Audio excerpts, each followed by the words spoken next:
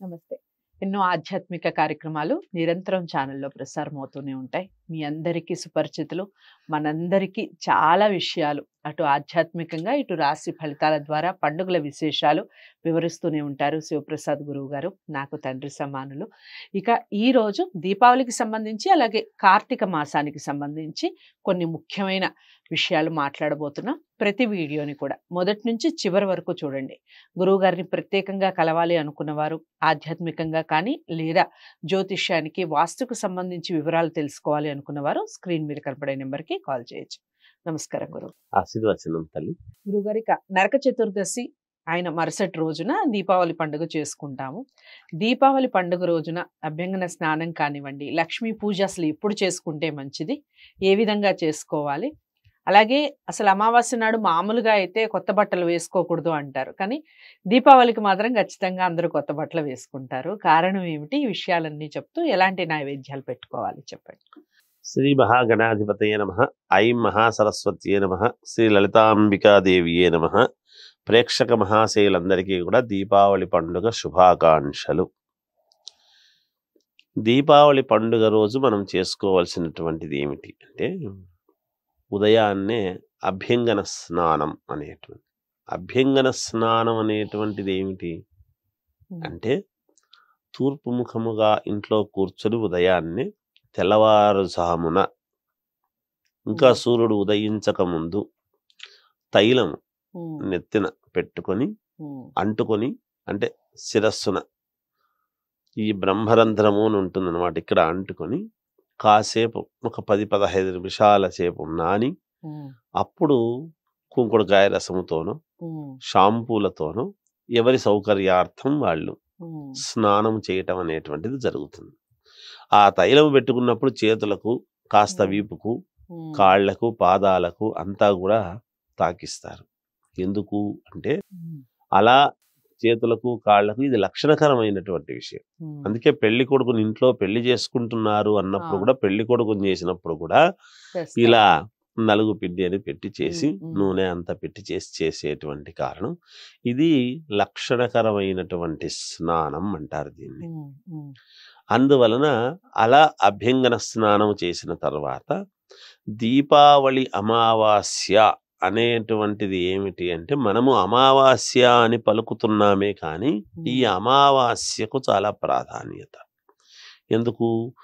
ముందేమో దీనికన్నా ముందు మనకు అమ్మవారి యొక్క దేవీ శరన్నవరాత్రోత్సవాలు అయిపోతాయి, ఆశ్వీజ మాసం. తర్వాత వెంటనే ఆశ్వీజం కార్తీకం ప్రారంభం అవుతుంది. ఇక్కడ స్వామివారిది, జగన్మాత జగత్పిత, ఈ రెండిటికి మధ్యలో శ్రీ మహావిష్ణువు అంశతో కూడినటువంటి కృష్ణుడు సత్యభామతో కూడినటువంటి దంపతులతో కూడినటువంటి పండుగ ఇది. నరక చతుర్దశి అవుతుంది దీపావళి పండుగ. సహజంగా లక్ష్మీదేవి ఎప్పుడూ కూడా అమావాస్య నాడు మనము పూజ చేసుకోవటం అనేది జరుగుతుంది. అందుకే చాలా చోట్ల తమిళనాడు సాంప్రదాయంలో కూడా అమావాస్య చాలా పుణ్యప్రదమైనటువంటి రోజులు వాళ్ళు పాటించేది. అందుకని ఆ రోజు మన ధనలక్ష్మీదేవిని ఎంత ఆరాధిస్తే అంత మనకు పుణ్యము అనేటువంటిది ఉన్నది ఈ అమావాస్య రోజు, ప్రత్యేకంగా దీపావళి అమావాస్య రోజు. అందుకనే సాయంకాలము పూట, ఉదయం అంతా కాదు, సాయంకాలము అసుర సంధ్య వేళలో ఎప్పుడు కూడా అమ్మవారిని ఆరాధించడం, లక్ష్మీ పూజ చేసుకోవటం. ధనలక్ష్మీ పూజ అంటే చాలా మంది ఏం చేస్తారంటే, కాయిన్స్ పెట్టుకొని లేదా అమ్మవారి విగ్రహం పెట్టుకొని చుట్టూ మనకు ఉన్నటువంటి దాంట్లో ఎంతో కొంత నోట్ల కట్టలు పెట్టుకొని ఏవేవో స్వీట్లు అవి ఇవి అన్ని పెట్టి, మార్వాడీస్ వాళ్ళు వెళ్ళైతే ఇంకా స్వీట్లన్నీ ఎక్కడెక్కడో అన్ని తెచ్చిపెట్టి శక్తి కొద్దీ, ఎవరి అనుకూలం కొద్దీ వాళ్ళు చేసుకుంటారు. ఇది ఎందుకు అంటే, ఎంత మనము అమ్మవారిని ఆరాధిస్తామో ఆ ఆరాధించేటువంటి దాన్ని బట్టి అంత మనకు అనుగ్రహిస్తుంది. ఈ దీపావళి అమావాస్యకే కూష్మాండము యొక్క ఇది అంటే గుమ్మడికాయ యొక్క బలిహరణం, అంటే మనం దిష్టి తీయడం.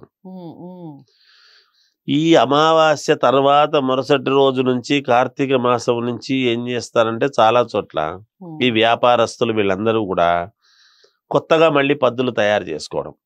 ఇక్కడికి దీపావళి అమావాస్య వస్తుంది అంటే మొత్తం షాపు మొత్తము వ్యాపారం చేసుకునే వాళ్ళు కావచ్చు, ఇళ్ళు కావచ్చు, ఇంట్లో మనము మామూలుగా సాంసారిక జీవితంలో ఉండేవాళ్ళు కావచ్చు, ప్రతిదీ ఇల్లంతా దులుపుకొని, అంటే మలినము అనేటువంటిది కానీ నిన్నటి వస్తువు అనేటువంటిది కానీ ఏమీ లేకుండా శుభ్రముగా శుభ్రపరచుకొని చేసుకుంటే, శుద్ధి అనేది అవసరం కదా. అమ్మవారు ఎంత మనము శుద్ధిగా ఉంటే అంత మనకు సంతోషిస్తుంది మన ఇంటికి రావటానికి.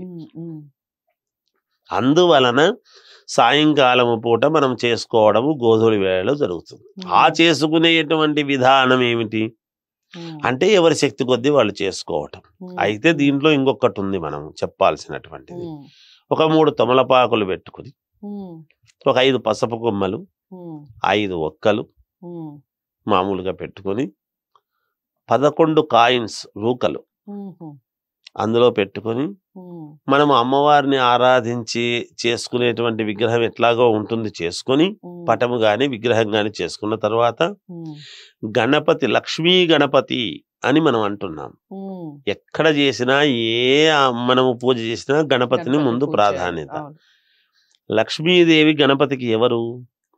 మేనత్త. శ్రీ మహావిష్ణువు మామ కదా. అందుకనే పిల్లలు పుట్టినప్పుడు కూడా అత్త అని మొదట అంటే ఐశ్వర్యము అని మనం చెప్పుకుంటున్నటువంటి మాట. అత్త అని పిలిస్తే ఐశ్వర్యము అని.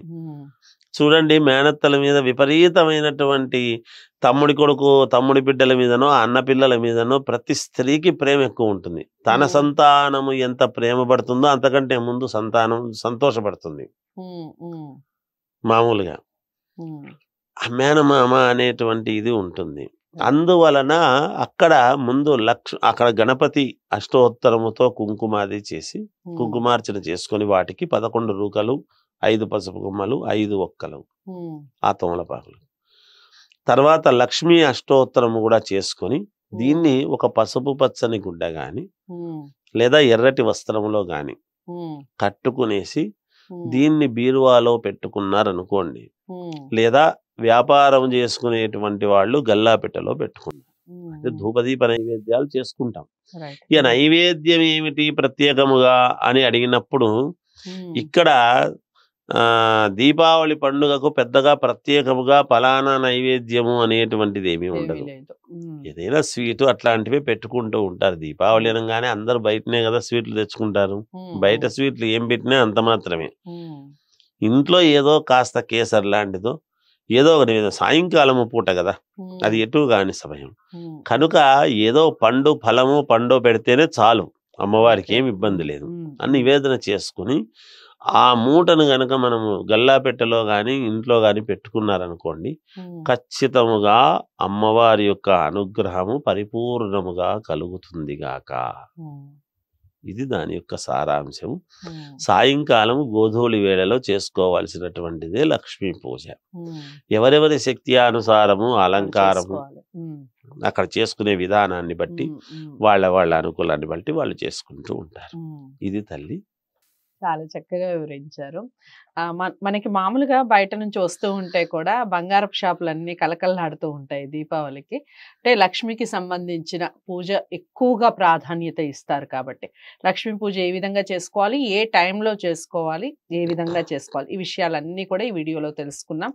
తప్పకుండా వీడియోని అందరికీ షేర్ చేసే ప్రయత్నం చేయండి, లైక్ చేసి. గురువు గారిని కలవాలి అనుకున్నవారు, జ్యోతిష్య రీత్యా లేదా వాస్తుకు సంబంధించి ఆధ్యాత్మికంగా ఏవైనా విషయాలు తెలుసుకోవాలి అనుకున్నవారు స్క్రీన్ మీద కనపడే నెంబర్కి కాల్ చేయొచ్చు. మరో మంచి టాపిక్తో మళ్ళీ మీ ముందుకు వస్తాను. నమస్తే.